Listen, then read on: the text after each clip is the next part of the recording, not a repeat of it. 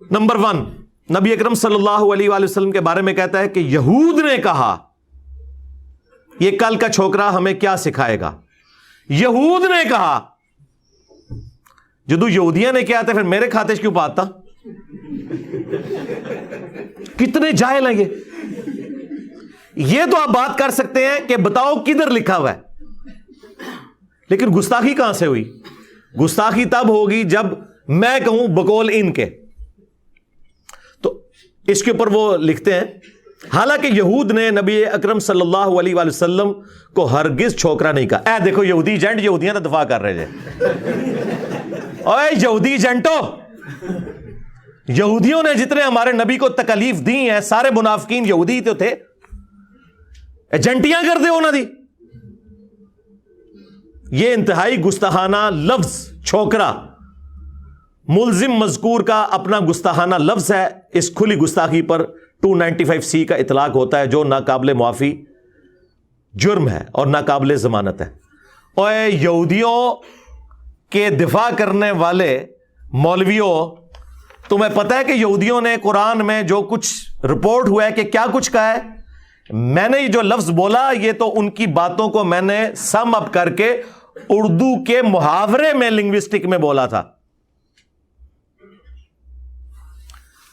قرآن میں سورہ المنافقون جو منافقین سے متعلق ہے اس میں آتا ہے کہ عبداللہ ابن ابی نے کہا کہ جب ہم عزت والے مدینے میں داخل ہوں گے تو مدینے سے نبی صلی اللہ علیہ وآلہ وسلم اور ان کے اصحاب ان کا ذکر کر کے کہا کہ ان ذلیلوں کو ہم مدینے سے نکال دیں گے. نعوذ باللہ.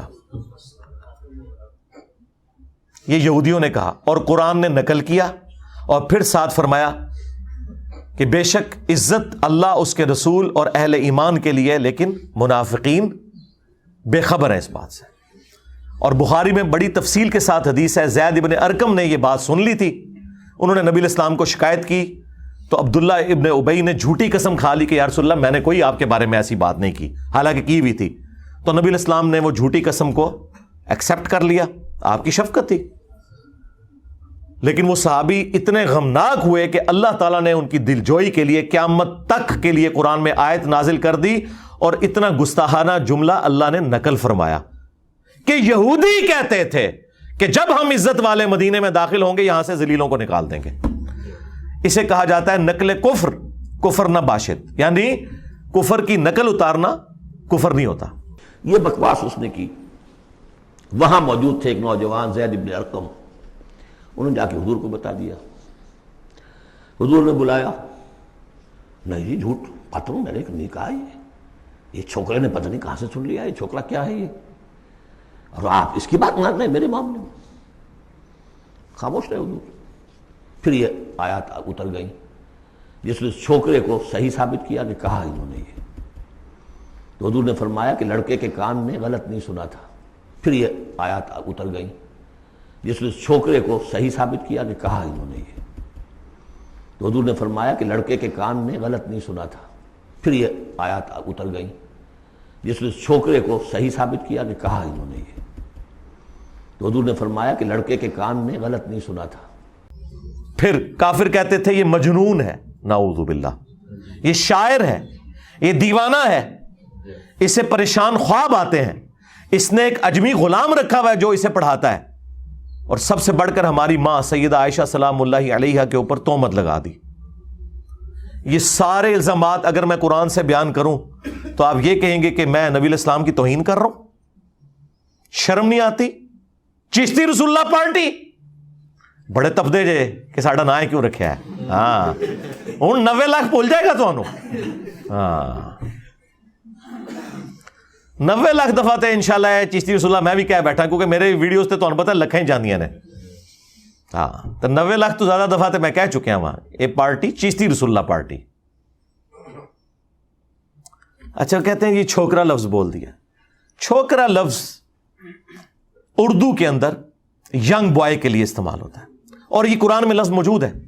جب سورۃ الانبیاء میں آیا کہ ابراہیم علیہ السلام نے ان کے بت توڑ دیے نا اور بڑے بت کے کندھے کے اوپر کلہاڑا رکھا اور پھر ان کے بزرگان دین نے جب آپس میں میٹنگ کی کہ ایک نے ساڑھے بزرگان نال کام پایا ہے انہوں نے کیا ہے, ایک چھوکرا ہے جدا نا ابراہیم ہے, اے اس دی شرارت لگ دی ہے. پھر سورۃ البقرہ میں, سورۃ الانعام میں اللہ تعالیٰ نے نبی علیہ السلام کے بارے میں فرمایا کہ یہ یہودی ان کو اس طرح پہچانتے ہیں جس طرح اپنے بیٹوں کو. اور یہی بات میں نے اپنے لیکچر میں کی تھی کہ یہودی نبی علیہ السلام کو ان کے بڑے بڑے پادری سفید داڑیوں والے انہی مولویوں کی طرح وہ نبی علیہ السلام کو عزت اس لیے نہیں دیتے تھے, وہ کہتے تھے کہ یار یہ تو ہم سے آدھی عمر کا بندہ ہے, ہمارے بچوں کی مانند ہے. اور اس میں نے جملہ بولا تھا کہ یہ کل کا چھوکرا آ کے ہمیں سمجھائے گا, یہ یہودی کہتے تھے. اب یہ پوری بات تھی جو ایک شستہ اردو میں جو محاورتاً لفظ استعمال ہوتا ہے. پھر آپ کو پتا ہے جب بھی ہم کوئی دینی بات کریں اللہ تعالیٰ کی غیبی مدد ہمارے ساتھ آتی ہے. وہ ایسے آئی کہ اچانک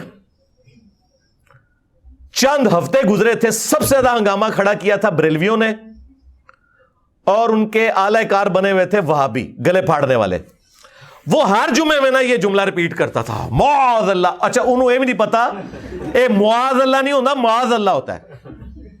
میرے بھائیوں, وہ بدبخت جو جہلم کا بیٹھا ہوا, معاذ اللہ, اس نے رسول اللہ کے بارے میں اتنی بڑی ہرزہ سرائی کی اور جھوٹ بولا ہے. اس نے کہا ہے کہ یہودی کہتے تھے کہ رسول اللہ صلی اللہ علیہ وسلم معاذ اللہ ثم معاذ اللہ. ہم یہ لفظ نہیں کہہ سکتے, کل کے چھوکرے ہیں معاذ اللہ. اونٹ ہی کر لی پیش.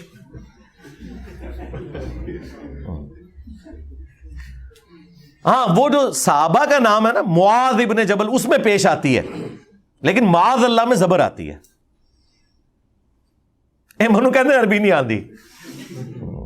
تنو میں چیلنج دیتا ہے کہ اپنے ساجد میر صاحب کو لوں, وابیو دیوبندیو تسی مفتی تقی عثمانی کو لوں, بریلویو مفتی منیب الرحمان سے.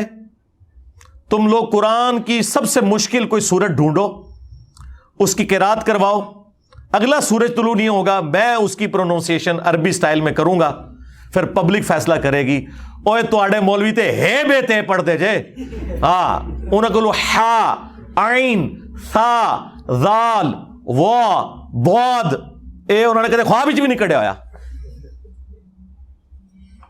اور دیکھ لیں ٹائم قیامت تک ہے, لے کے آؤ. اللہ کی غیبی مدد کیسے آئی کہ وہابیوں کا سب سے بڑا مولوی جو تمام رمضان نشریات میں تمام چینلز پہ بیٹھتا ہے, اور رات کو میرے ساتھ جی ٹی وی پہ بیٹھا ہوا تھا, صلح حسن پہ میں نے ان کی طبیعت صاف کر دی ہے, چیخاں کٹائیاں نے انہوں نے, میں انشاءاللہ ویڈیو آنا لی ہے. تو اس سے نا سوال کیا جدے میں کسی نے کہ جی یہ جو دیوبندی ہمیں بڑا تنگ کرتے ہیں, ہمارے اسٹوڈنٹس کو, وہابیوں کو, اہل حدیثوں کو, اور یہ کہتے ہیں یہ بچے بچونگڑے آ کے ہمیں سکھا رہے ہیں. تو پتہ خلیل الرحمان جوید نے کیا جواب میں کہا کہ یہ تو ہمیشہ ہوا ہے, جب کبھی کوئی نبی کسی امت میں گیا دعوت لے کر, تو اس امت کے جو بڑے بزرگ ہیں نا وہ کھڑے ہو جاتے تھے نبیوں کے مقابلے پر اور کہتے تھے کہ کیا یہ داڑیاں ہم نے دھوپ میں سفید کی ہیں, یہ کل کا چھوکرا آ کے ہمیں سمجھائے گا. ہائے ہائے, 1,24,000 انبیاء انہوں نے چھوکرا کیا ہے. دنیا میں آنے والے ہر پیغمبر کے ساتھ اس کی قوم نے جو پہلا اعتراض کیا بنیادی وہ یہی تھا کہ ہمارے باپ دادا پاگل تھے, انہوں نے کیا داڑیاں دھوپ میں سفید کی تھی, کیا ان کو کچھ پتہ نہیں تھا یہ کل کا چھوکرا آ کر ہمیں یہ سمجھانے لگا ہے دین, یہ کل کا چھوکرا آ کر ہمیں یہ سمجھانے لگا ہے دین, یہ کل کا چھوکرا آ کر ہمیں یہ سمجھانے لگا ہے دین. اس کے اوپر کسی نے 295C نہیں کٹوائی, نہ اپنے نے اوڑا گلا پھاڑ دا جے. جس نے میں چیلنج کیتا ہے تو کدے بھی مبالغے علی حدیث مسلم شریف دی بیان ہی نہیں کر سکتا, کیونکہ وہ ذکر ہے کہ تیرے ماموں نے مولا علی علیہ السلام کے اوپر سب و شتم کروایا. یہ کہتے ہیں جی سب و شتم وہ تنقید ہوتی ہے, آپ کو نہیں پتا. نہیں سرکار, مسلم شریف میں ہی لکھا ہوا ہے 6229, وہ کہتے تھے لعن اللہ ابو تراب, ابو تراب پر لعنت, نعوذ باللہ. اللہ کی لعنت, اللہ کے فرشتوں کی لعنت, تمام لعنت کرنے والوں کی لعنت جنہوں نے اہل البیت کے اوپر لعنتیں کروائی, اور ان کے دفاع کرنے والوں پہ بھی لعنت. اور ان لعنتیوں کا حشر انہی لعنتیوں کے ساتھ ہو جنہوں نے اہل البیت کے ساتھ ظلم کیا. جسے فٹ اسے گفٹ.